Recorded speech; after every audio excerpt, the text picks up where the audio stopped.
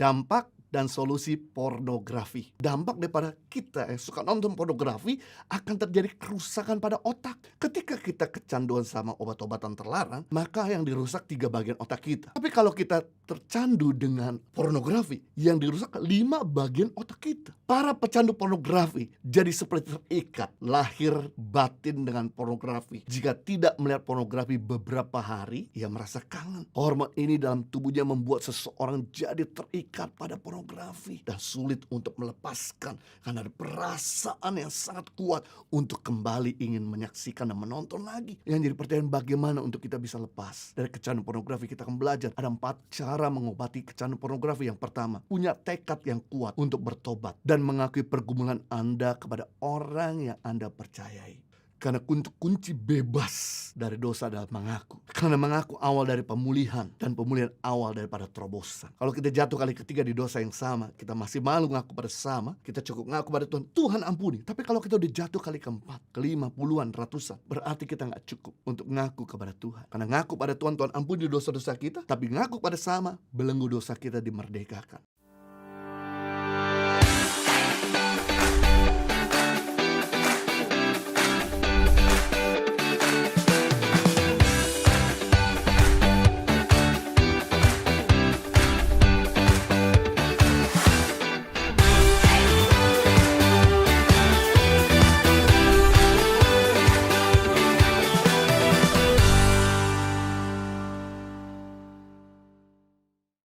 Hai Impact Youth, senang bisa kembali melayani kita semua pada saat ini.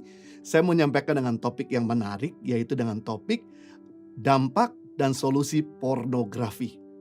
Ini adalah hal yang sangat dinanti-nantikan buat kita semua, supaya kita dapatkan gambaran dampak-dampak dan dapat gambaran bagaimana solusi agar kita bisa lepas dari pornografi.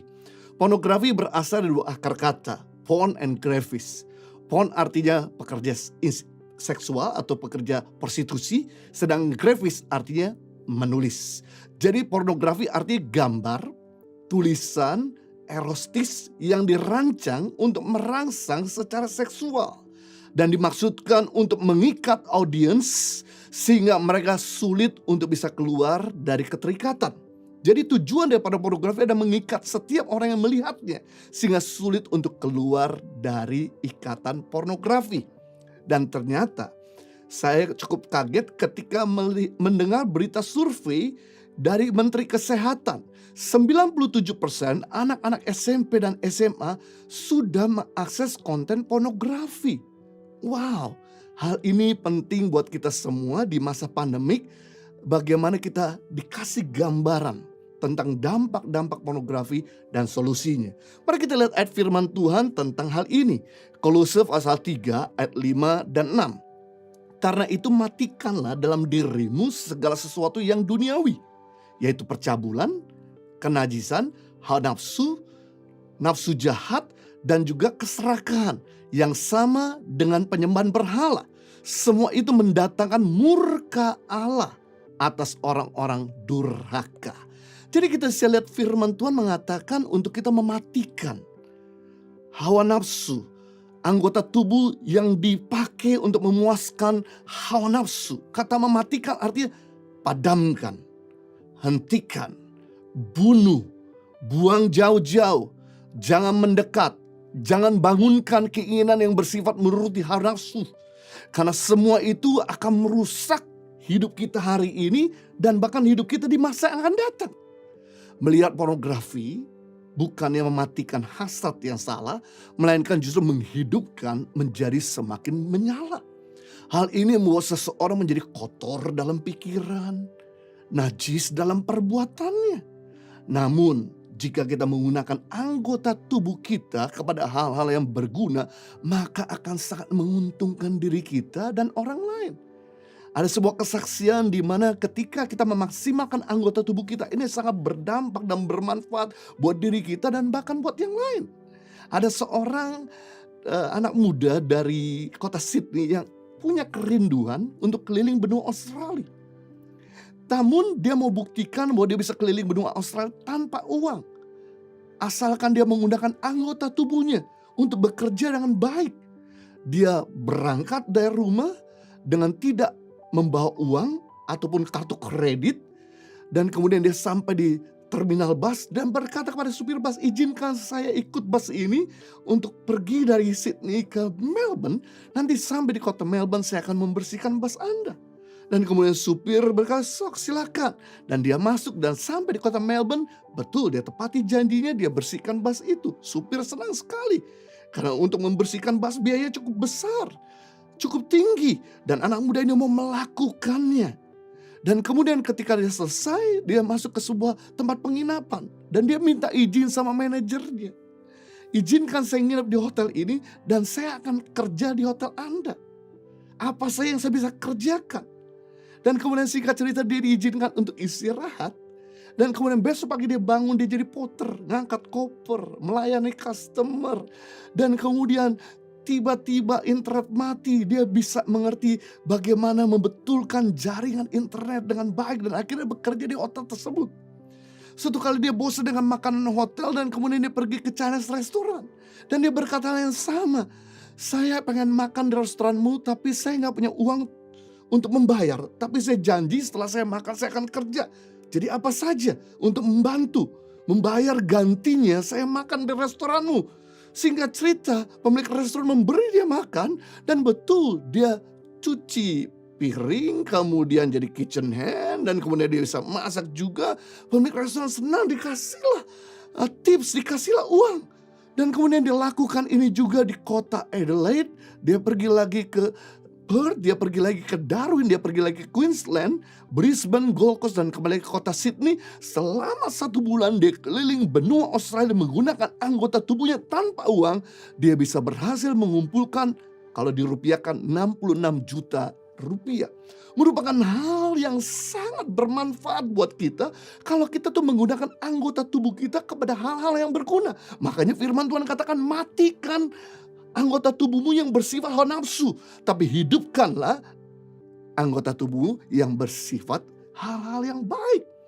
Firman Tuhan dalam Matius pasal 5, 28, setiap orang yang terus memandang seorang wanita sehingga mempunyai nafsu terhadap dia sudah berbuat zina di dalam hatinya. Nah, bayangkan melihat gambar-gambar amoral memicu pikiran yang salah, yang bisa mengarahkan kita pada tindakan yang salah juga.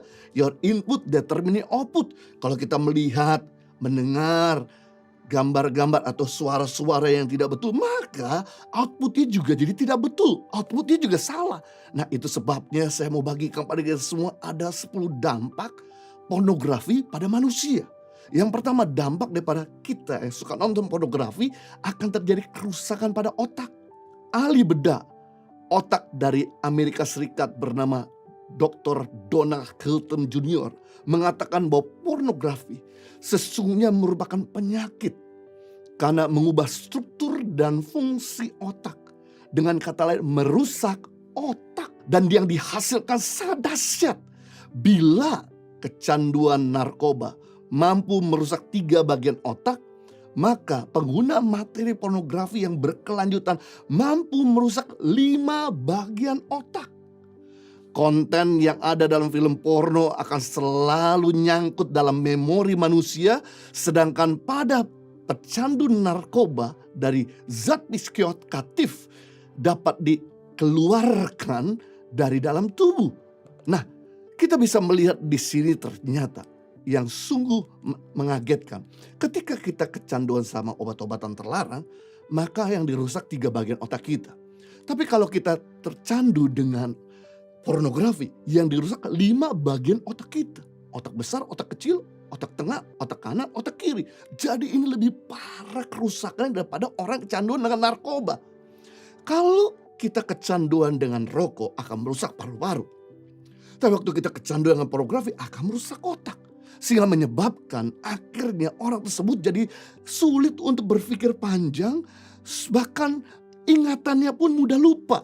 Nah, ternyata yang mengagetkan, konten internet yang paling merusak bagi anak-anak dari survei-survei yang ada pada orang tua, 62,3% karena konten pornografi. Baru yang lain-lainnya kekerasan dan juga yang lainnya. Jadi kita bisa melihat ternyata 62% otak anak dirusak. Otak seseorang dirusak karena konten pornografi. Bagian otak yang paling dirusak adalah prefrontal cortex, yang membuat seseorang sulit membuat perencanaan, mengendalikan hawa nafsu dan emosi, serta mengambil keputusan dan berbagai peran yang penting. Yang kedua, dampak daripada pornografi merusak keseimbangan hormonal. Pelaku yang pernah mengakses pornografi dan mengulanginya lagi terancam keseimbangan hormonnya yang akan terganggu karena ada hormon-hormon dalam tubuh yang secara psikologis dibuat bekerja secara terus-menerus oleh pornografi. Hormon memaksa seseorang untuk mengakses pornografi meskipun ia mengetahui bahwa semua perbuatan itu tidak benar. Ia pun melakukannya pada saat kesendirian. Ia sadar perilakunya sekalipun itu salah. Namun ia tidak dapat melakukannya. Ia tidak dapat melepaskan atau melawannya. Gangguan emosional ini menyebabkan seseorang tidak dapat berpikir jernih, malas berpikir, dan tidak bisa berpikir kreatif. Para pecandu pornografi jadi seperti terikat lahir batin dengan pornografi. Jika tidak melihat pornografi beberapa hari, ia merasa kangen. Hormon ini dalam tubuhnya membuat seseorang jadi terikat pada pornografi dan sulit untuk melepaskan karena ada perasaan yang sangat kuat untuk kembali ingin menyaksikan dan menonton lagi. Yang ketiga, dampak daripada pornografi, perpustakaan porno akan ada dalam otak orang tersebut. Orang yang sering mengakses pornografi akan memiliki perpustakaan pornografi di otaknya. Kemudian ada semacam dorongan untuk terus menambah koleksinya. Di awal seseorang melihat pornografi, ia puas dengan gambar yang ringan saja. Lama-kelamaan ia terdorong untuk melihat yang lebih parah. Mencari kepuasan yang lebih besar untuk mendapatkan sensasi berikutnya. Tak cuman melihat namun juga terdorong untuk melakukannya. Lama-kelamaan ia mengalami penyimpangan seksual. 100% orang yang melakukan kekerasan seksual diawali karena sering mengakses pornografi. Karena teko atau poci hanya mengeluarkan apa isi yang ada di dalamnya. Semakin sering ia terpapar pornografi, maka semakin sulit ia melepaskan pikiran tersebut. Parahnya, bukan hanya ia yang jadi korbannya, tapi orang lain yang menjadi korban kejahatan seksualnya. Wow, mengerikan. Yang keempat, dampak daripada pornografi, bahaya bagi yang belum menikah. Bagi orang yang belum menikah, ketika terpapar pornografi, ia akan tergoda untuk melakukan aktivitas seksual. Mereka melihat hal tersebut dapat dilakukan juga kepada orang yang di dekatnya. Menjajal dunia prostitusi atau bahkan melakukan kekerasan kepada orang di sekitar yang lebih lemah. Ia merusak dirinya dan merusak orang lain. Jadi biasanya setiap anak-anak muda yang belum menikah, kalau sering nonton pornografi, maka ketika pacaran dia akan berpacaran secara bebas. Dia bukan cuma pegang tangan, cium kening, tapi dia akan ingin melakukan hubungan seperti apa yang dia lihat di dalam konten pornografi tersebut. Dia akan menirunya. Hal inilah yang menyebabkan akhirnya orang tersebut melakukan dosa percabulan. Yang kelima, dampak daripada pornografi bagi yang sudah menikah berpotensi merusak hubungan dengan pasangannya. Semakin sering seseorang melihat pornografi, semakin rendah kepuasan yang mereka dapatkan terhadap tindakan seksual yang ringan. Apalagi jika tindakan ini berat sebelah, hanya dilakukan oleh salah satu pasangan saja, tentu terjadi ketimpangan ketika melakukan hubungan seksual karena perbedaan ilmu. Bagaimana mungkin? Sebagai seorang pria, suami yang sering nonton pornografi pasti ilmunya sudah sangat luas. Sedangkan istrinya gak ngerti apa-apa, maka istrinya akan di-abuse. Bisa jadi salah satu akan merasa tidak puas dan terdorong untuk melakukan dengan bukan pasangannya, untuk mencari kepuasan yang lebih besar. Pada akhirnya dapat memicu perselingkuhan dan perceraian dan keributan dalam rumah tangga. Yang keenam, dampak terhadap pornografi. terjadi dampak terhadap keturunan atau vibrasi pornografi. Jika orang tua melakukan akses pornografi untuk alasan apapun itu dan mengulangi lagi dan lagi, akan terjadi dampak pada anak. Apa yang dirasakan, dipikirkan oleh orang tua dapat dirasakan vibrasinya oleh si anak. Semacam ada efek resonansi, efek domino. Misalnya orang tua yang memiliki emosi negatif berlebihan, sakit hati, dendam, kekecewaan berlebihan, vibrasinya bisa berdampak anak jatuh sakit. Nah, konten pornografi yang menjalankan pikiran dan perasaan orang tua akan tertangkap vibrasinya, spiritnya oleh si anak. Secara psikologis, vibrasi negatif ini akan mempengaruhi tumbuh kembang anak. Ketika anak tak sengaja terpapar pornografi, efek vibrasi itu bekerja dengan cepat. Dan anak terancam mengalami adiksi pornografi sejak dini. Tanpa sadar hal itu terjadi karena ulah orang tuanya sendiri. Yang ketujuh, dampak daripada pornografi, putus sekolah bagi pelajar dan malas kerja bagi karyawan. Biasanya seseorang mengakses pornografi di malam hari dan menghabiskan waktu berjam-jam, mengakibatkan kurang tidur dan besok pagi tidak bisa full konsentrasi di sekolah atau di tempat pekerjaan. Di sekolah akhirnya tidak bisa mengikuti pelajaran. Di tempat pekerjaan tidak bisa lakukan do the best. Lama-kelamaan dia bisa putus sekolah karena dia malu sama teman-temannya. Tidak bisa mengikuti, tidak bisa menyeimbangkan. Atau mungkin dia bisa dikeluarkan dari sekolah karena tidak naik kelas berkali-kali. Dan juga hal ini bisa berdampak kepada seorang karyawan. Karena tidur terlalu larut-larut malam dan besok pagi dia nggak bisa konsentrasi mengerjakan tugas-tugasnya, lakukan kesalahan berkali-kali dan memecahkan target. Akhirnya dia di PHK, dia kehilangan pekerjaan. Berdampak karena tidur kurang. Yang kedelapan, dampak daripada pornografi, hamil di luar nikah. Akibat karena melakukan sering nonton pornografi, akibatnya berpacaran tidak benar, akhirnya kemudian dia hamil dan akibatnya dia malu, dan inilah membawa aib bagi keluarga, bagi dirinya sendiri. Dan 9, dampak daripada pornografi, melakukan aborsi. Begitu malu dia hamil, kemudian pacarnya suruh aborsi, dan dia juga malu terhadap orang tua atau teman-teman, akhirnya putuskan aborsi, membunuh janin tersebut. Ingat, dosa pembunuhan sama dengan dosa aborsi. Dosa aborsi sama dengan dosa pembunuhan. Itu sebabnya penting di sini untuk kita hindari celah-celah yang menghantar kita kepada dosa berikutnya. Ke-10, dampak daripada pornografi, penyakit kelamin atau penyakit menular seksual lainnya. Pornografi mengakibatkan hubungan seksual pranikah akan memicu kepada multi partner. Karena belum ada pasangan tetap, maka akan cenderung berganti-ganti dengan pasangan yang lain, dengan orang lain. Keadaan ini akan memperparah terjadinya penyakit menular seksual seperti sifilis, AIDS dan lain sebagainya. Saudara bisa lihat ada 10 dampak daripada orang yang selalu mengakses pornografi. Kalau kita masih terus mau menonton, ini akan membahayakan dan merusak apa yang kita bangun dengan tangan kita sendiri, dan kita akan merusak orang di sekitar kita. Itu sebabnya penting di sini untuk kita bisa lepas. Yang jadi pertanyaan, bagaimana untuk kita bisa lepas dari kecanduan pornografi? Kita akan belajar ada 4 cara mengobati kecanduan pornografi. Yang pertama, punya tekad yang kuat untuk bertobat dan mengakui pergumulan Anda kepada orang yang Anda percayai.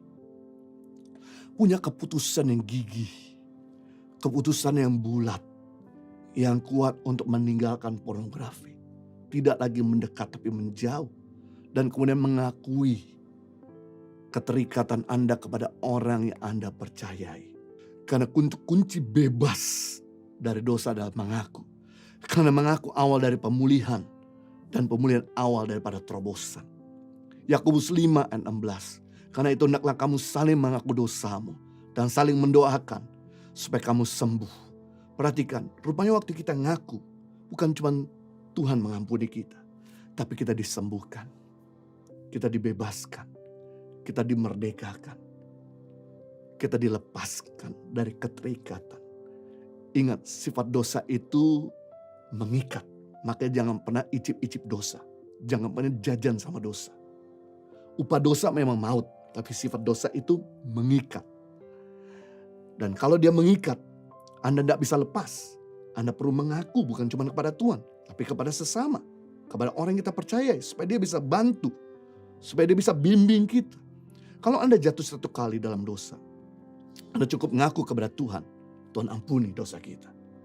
Kita masih malu ngaku pada sesama. Kita jatuh kali kedua di dosa yang sama. Kita malu ngaku pada sesama. Ngaku kepada Tuhan, Tuhan ampuni. Kalau kita jatuh kali ketiga di dosa yang sama, kita masih malu ngaku pada sesama.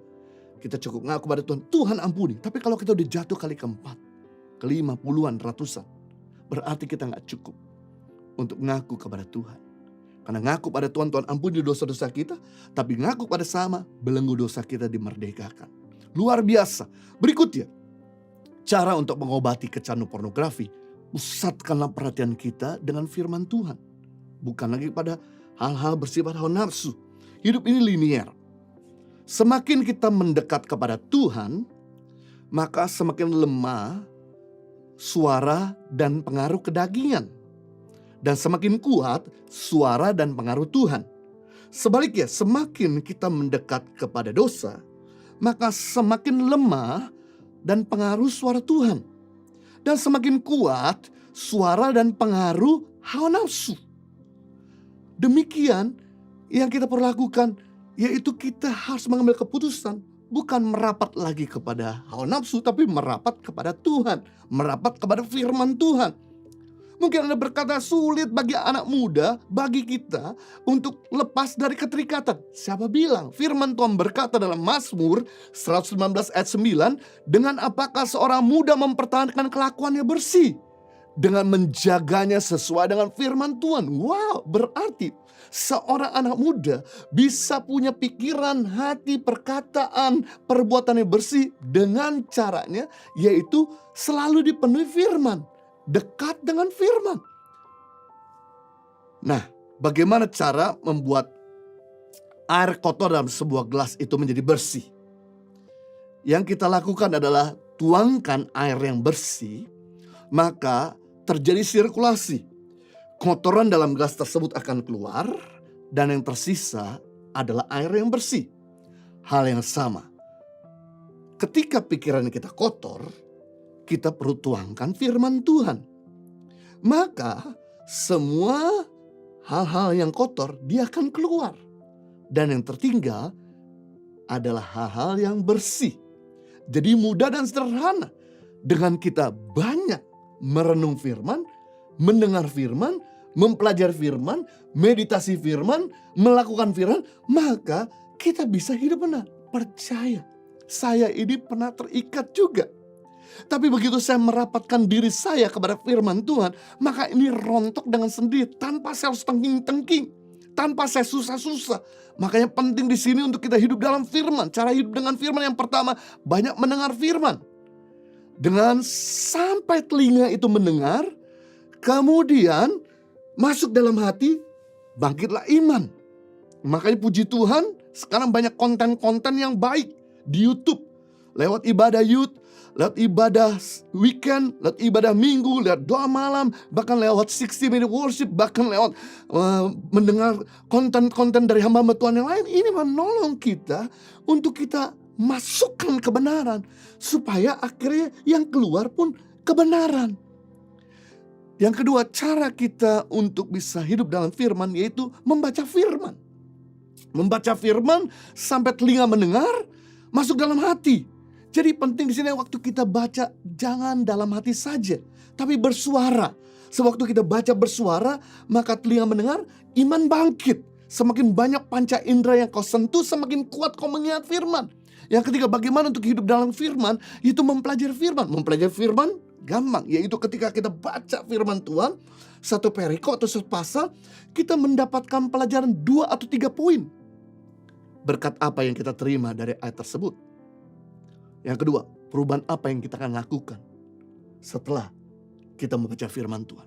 Setelah ini, wah ini betul-betul akan menolong kita untuk kita hidup dalam kemerdekaan. Yang keempat, bagaimana untuk kita bisa hidup dalam firman. Meditasi, merenung firman.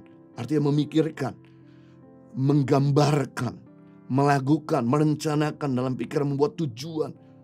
Dan yang kelima, bagaimana untuk hidup dalam firman itu melakukan firman.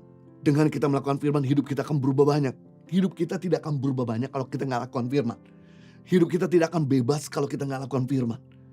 Jadi kalau kita mau lepas dari keterikatan, simpel sederhana, lakukan firman Tuhan. Maka dia akan menolong kita. Karena pencobaan yang kita hadapi tidak pernah melebihi kekuatan kita. Tuhan akan memberikan keluar kekuatan dan jalan keluar.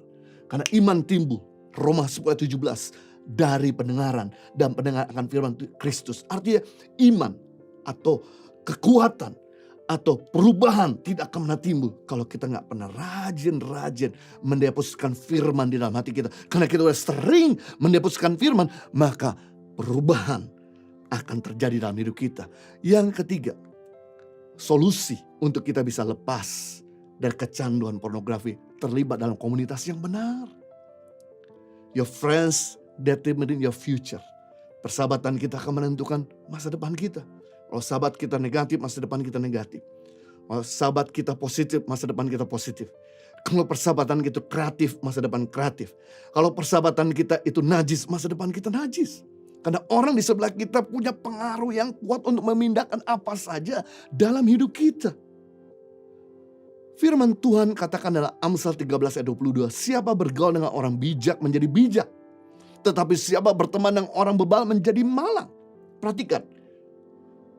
Dalam Amsal 13:22 ini, ada orang yang masih bodoh, yang belum bijak.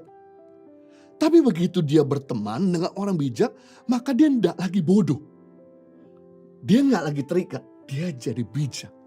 Wah, ada sebuah percepatan dalam pertumbuhan ketika seseorang bergaul dengan orang benar. Dengan orang positif, dengan orang bijak. Yang menjadi pertanyaan, bagaimana dengan Anda? Apakah selama ini penguasaan dirimu makin bertambah-tambah, berkurang-kurang? Kesabaranmu makin kuat atau makin lemah? Kasihmu itu semakin nyata atau semakin gak nyata? Suatu kali ada seorang anak kecil yang suka disuapin saat makan. Dia tidak mau makan sendiri, padahal sudah seharusnya dia bisa makan sendiri. Pada suatu hari di acara ulang tahun anak ini, duduklah dengan teman-teman yang seumur. Dan kebetulan semuanya pada waktu itu tidak makan disuapin oleh babysitternya. Tapi mereka semua makan sendiri. Maka tiba-tiba anak ini menyuruh babysitternya menjauh. Dan dia mencoba untuk makan sendiri. Sesuatu yang dia tidak pernah lakukan sebelumnya. Karena dia melihat teman-temannya yang dewasa. Sekelilingnya yang makan sendiri. Ada sebuah percepatan dalam kedewasaan ketika anak tersebut berada dengan teman-teman yang dewasa. Jadi kita gak perlu down, putus asa. Kenapa kita sering jatuh bangun dalam kesalahan yang sama? Atau kita lahir dari keluarga yang tidak mampu, punya pendidikan yang tidak tinggi, ataupun mungkin kita gak fasih bicara. Selama kita bergaul dengan orang-orang yang bijak, orang-orang yang positif, orang-orang yang saleh, maka kita yang terikat akan dibebaskan. Kita yang bodoh akan jadi bijak. Kita yang nothing akan jadi something. Kita yang zero akan jadi hero. Kita yang minus akan jadi surplus. Kita yang tidak berpengaruh akan jadi berpengaruh. Yang keempat, bagaimana untuk kita bisa lepas dari kecanduan pornografi, aktif melayani orang lain dan pekerjaan Tuhan. Aktif melayani Tuhan, aktif melayani sama jadi berkat bagi yang lain. Yohanes pasal 15 ayat 16. Bukan kamu yang memilih aku, kata Tuhan, tetapi akulah yang memilih kamu. Dan aku telah menetapkan kamu supaya kamu pergi dan menghasilkan buah. Dan buahmu itu tetap. Supaya apa yang kau minta kepada Bapa dalam namaku diberikannya kepadamu. Yesus berkata bahwa bukan kita yang memilih Tuhan, tapi Tuhanlah memilih kita. Dan kalau Tuhan sudah memilih kita, Tuhan mau kita untuk berbuah. Dan berbuah dengan tetap. Tuhan mau setiap kita tanpa terkecuali harus berbuah. Berbuah itu berbicara hidup yang berdampak bagi orang lain. Karena setiap pohon yang berbuah itu yang menikmati yang lain. Tidak ada pohon yang makan buahnya sendiri. Saya sempat melayani pasangan yang baru menikah, kerjaannya terus ribut seperti Tom and Jerry. Dan hampir memutuskan untuk bercerai. Lalu kemudian saya konselingkan, saya layan, saya doakan, dan kemudian saya arahkan mereka untuk ikut komsel. Puji Tuhan, setelah ikut komsel, rumah tangga mereka dipulihkan. Karena ada yang membimbing secara konsisten. Ada menasehati secara rutin. Dan akhirnya mereka bersaksi sama saya beberapa hari yang lalu bahwa mereka bisa sekarang ini pernikahan mereka dipulihkan, rumah tangga mereka dipulihkan. Dan mereka juga bersaksi bahwa mereka mulai terjun melayani di komsel.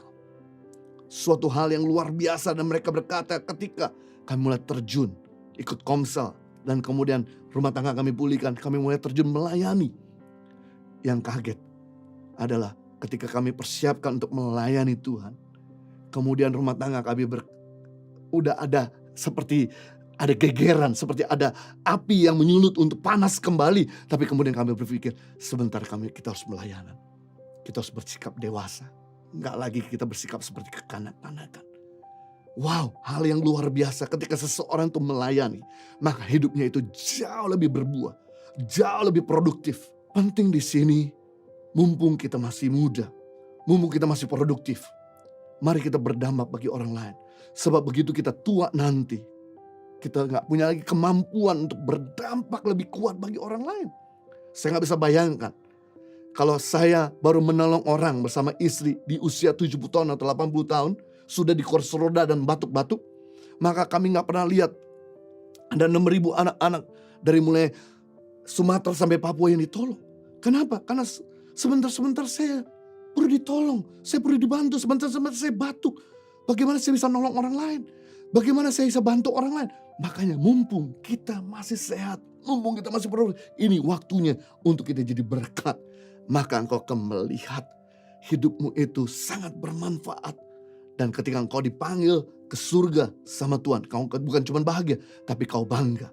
Karena lewat hidupmu sudah ada dampak dan pengaruh yang mengubah hidup orang selama kita masih di bumi. Jadi kita belajar hari ini ada 4 cara mengobati kecanduan pornografi. Yang pertama, punya tekad yang kuat untuk bertobat dan mengakui pergumulan Anda kepada orang yang kita percaya. Yang kedua, pusatkan perhatian kita dengan firman Tuhan. Yang keempat, terlibat dalam komunitas yang benar. Dan yang keempat, aktif melayani orang lain dan pekerjaan Tuhan. Tuhan Yesus memberkati. Mari kita berdoa. Bapa di surga, berdoa buat setiap anak muda yang saat ini sedang terikat dengan dosa hawa nafsu dan bahkan pornografi ataupun yang lain. Hamba berdoa biar Tuhan memampukan mereka untuk lepas. Saudara yang terikat boleh menaruh tanganmu di dada. Dan ikutin doa saya, katakan, Tuhan Yesus, aku datang kepadamu sebagai orang yang berdosa. Ampuni aku, basuh aku dengan darah. Bebaskan aku dari segala kejahatan. Aku buka hatiku untuk mengundang Kau masuk dalam hatiku. Jadilah Tuhan, Raja, Bapa dan Sahabat dalam kehidupanku. Aku percaya mulai hari ini, aku jadi ciptaan yang baru. Yang lama sudah berlalu dan yang baru sudah datang. Demi nama Yesus, saya mau berdoa setiap saudara. Bapa di surga, Kau boleh melihat setiap umat-Mu yang sudah berdoa dan setiap umat-Mu yang saat ini sedang berserah kepada Tuhan. Ada kemampuan ilahi untuk mereka bisa keluar, untuk mereka bisa hidup dalam kebenaran. Ada Roh Kudus yang akan menuntun mereka, untuk mereka senantiasa produktif, untuk mereka senantiasa tajam, menggunakan anggota tubuh mereka untuk hal-hal yang berguna, untuk hal-hal yang bermanfaat bagi hidup mereka dan bahkan bagi orang lain. Hamba juga berdoa, kirimkan orang-orang yang bisa coaching, membimbing, menuntun, menemani mereka, sehingga akhirnya mereka bisa keluar dan mereka bisa membimbing yang lain untuk bisa keluar dari keterikatan. Hamba berdoa biar setiap kami boleh berbuah, berjalan from glory to glory, success to success, victory to victorious. Demi nama Yesus, kita semua sudah diberkati, sama-sama katakan